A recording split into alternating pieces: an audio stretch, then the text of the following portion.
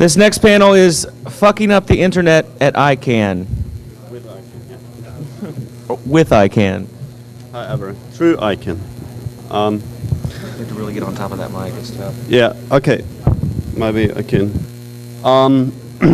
Yeah, maybe I should have called this How Global Control on the Internet Works, but I thought I'd make it a little bit more obvious. So I'm Andy Müller-Margoon. By nature, I'm a spokesman of Chaos Computer Club. I've been attending most of these 2600 conferences here as well. So normally I'm involved as a speaker of an organization that promotes freedom of information and free flow of information. Since the year 2000, by some strange story, I became director of ICANN. ICANN seems to be a corporation for control of information instead of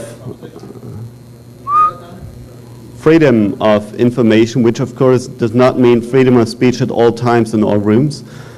Thank you. The mission of ICANN is very much attached to one word, and that's stability. Vint Cerf is one of the father of the internet or whatever, likes this word a lot, but he rarely defines it. It's not sure if he means technical stability, political stability, stability for economic use of the internet, or whatever that shall be. When Stuart Lin took over as CEO of this company in the year 2001, he introduced something which I guess Paul Garrin from NAME.SPACE will explain you as being the pure evil of ICANN, and I would agree to that. That's the so-called ICP3. It's a policy saying, don't have any God next to me. So it says that for the use of stability of the internet, no one shall run a domain name system, a namespace, next to ICANN. Which means email could go the wrong way. You could come to a website that's not the website of the people you wanted to go to, and then the long explanation comes, of course, you know, the land of the evening will go under and we will all die and blah, blah, blah. I'll get to Paul now, so he's able to say something about the alternate route situation. Hey, hi everybody, I'm Paul Garrin, the founder of NAME.SPACE and Free the Media. And I just want to clarify something. There's been a lot of mischaracterization and misinterpretation of what the NAME.SPACE project has been about from its inception. And first of all, I want to say very clearly that NAME.SPACE is not, never was intended to be, and hopefully will never have to become, an alternate route. What NAME.SPACE has always been about from its first day is about public access and free expression. The question of alternate route is a difficult one because that basically would cause a split in the internet. And in 1996, 97, I had a discussion with Rob Gongrijp in Amsterdam over dinner, and we agreed that the danger that lay ahead in creating new domains would be a split in the net. And he talked about the old days of IRC when there used to be, you get on an IRC server and you were basically in touch with everybody else on IRC until that split. We agreed that was a bad thing. So the whole purpose of NAME.SPACE project of creating new top-level domains was about, first of all, network autonomy and sustainability. That is that artists and hackers and people who are not part of the commercial mainstream can have a sustainable economic basis in order to build their own networks. So when I looked at this, and this was the part of a discussion that came out of the kind of international media art scene that was focused in Amsterdam. There was a group of conferences called the Next 5 Minutes, of which I was an early participant and longtime member of, where we talked about these issues. And I looked at the scenarios down the road, and I saw these threats to the disappearance of public access on the net. And in 1995, I wrote an essay, short essay, called The Disappearance of Public Space on the Net, where I basically predicted quite accurately the Disneyfication of cyberspace, where we are today, basically, where we are transformed from being producers and participants to consumers. And that's the direction that the net is going. So when I looked at this strategy, and not wanting to do something that was, ineffective or not going to make a difference in the long run, I realized after assessing the structure and basically what it would take to effectively get new domains published in the legacy root zone, as we know it today, it turned out in our assessment to be a corporate matter, because in fact the company excuse me, who was in charge of controlling the contents of the root zone file was Network Solutions Incorporated. And when further explored, although it was John Postel who gave instructions to add top-level domains to the root, it was Network Solutions who actually made the edit to the root zone file, which, by the way, is a flat text file. Would you have a copy of that? Could you put that up on screen so people see what a root zone file looks like? Because actually, there's a lot of chaos and noise and smoke and mirrors around this issue, but it really comes down to a simple text edit. As Andy noted earlier in his scenario, what if we were at war and we wanted Iraq or China or somebody to disappear from the internet?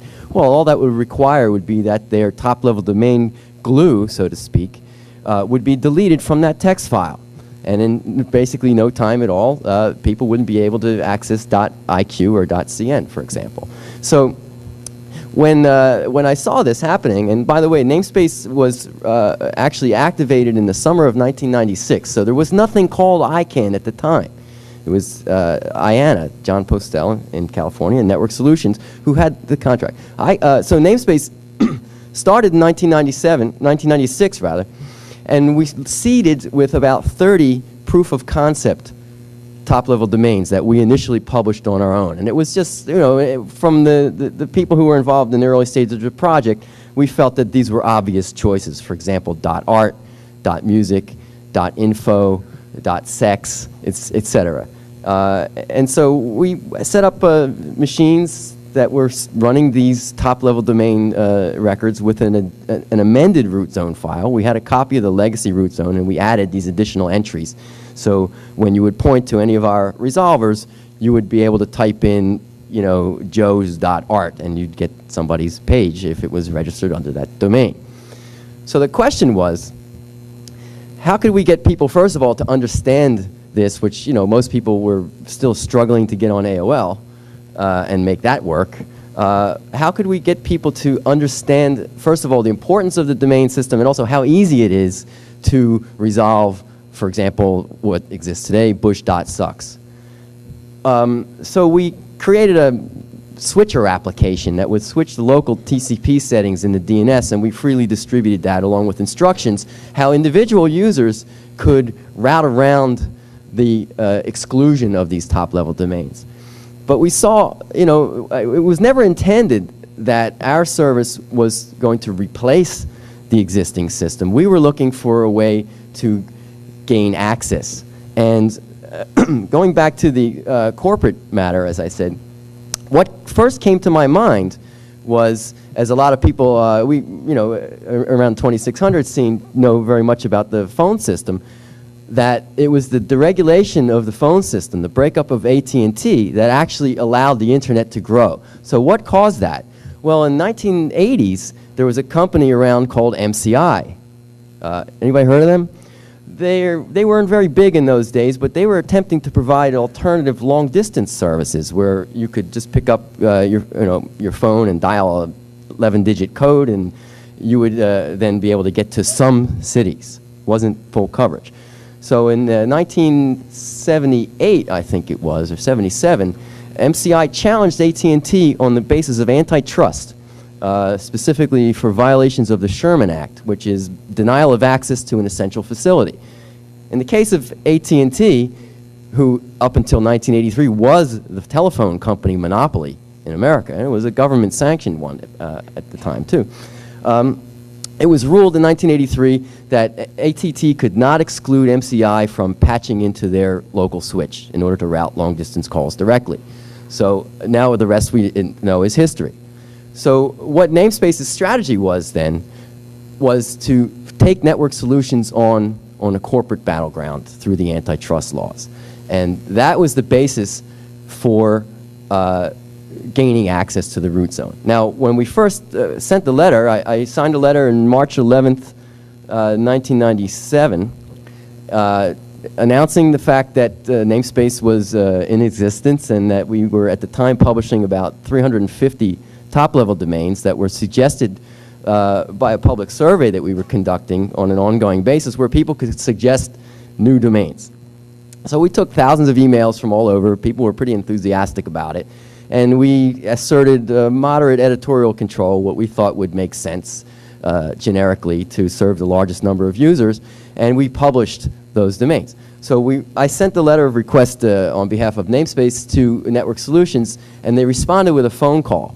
And I have the audio recording of that historical telephone call, which I would play, but we're really short on time. It runs about 10 minutes. But what was established in that phone call is very telling, because in 1997, and of course our due diligence proved this before we were able to articulate our antitrust strategy, was that there was no articulated contractual chain of command. So when we first called Network Solutions, basically they said, well, it's not up to us to decide what top-level domains in. We do what IANA tells us to do, what John Postel tells us to do. And when questioned further by our then attorney, Michael Donovan, they said, well, do you have a contract with IANA? And their response was, we have a contract with IANA. No, we don't have a contract with IANA. And so therefore it was clear that the contract which did apply was the cooperative agreement between the National Science Foundation and Network Solutions, which in fact spelled out the discretionary power to allow Network Solutions to make changes to the address system as they saw fit. So what does that tell you? It tells you that the Network Solutions, okay, I got 5 minutes, could make this change. But they refused, and they deferred first to the NSF, who said that, you know, don't take any move on this now, and then it was then bumped up the tree to the NTIA, to the Commerce Department, who in 1998 took over the cooperative agreement from Network Solutions and amended it to put in writing Amendment 11, which states that the Department of Commerce has to issue a written directive to Network Solutions to add top-level domains. That rewriting of the contract created a situation, and at the same time that happened was around the creation of ICANN and the death of John Postel. All these incidents happened within maybe a 2-week period of each other, September 1998. At that point, after much other spooky things that happened along the way, which I don't have time to talk about now, the condition had changed, and this gave the Court of Appeals the ability to find Network Solutions immune from the antitrust law. It says here, although NSI's antitrust charges were immunized in the NAME.SPACE case, the court was careful not to extend the antitrust protection into the future and was clear to state that simply having a contract with the government does not by default confer immunity.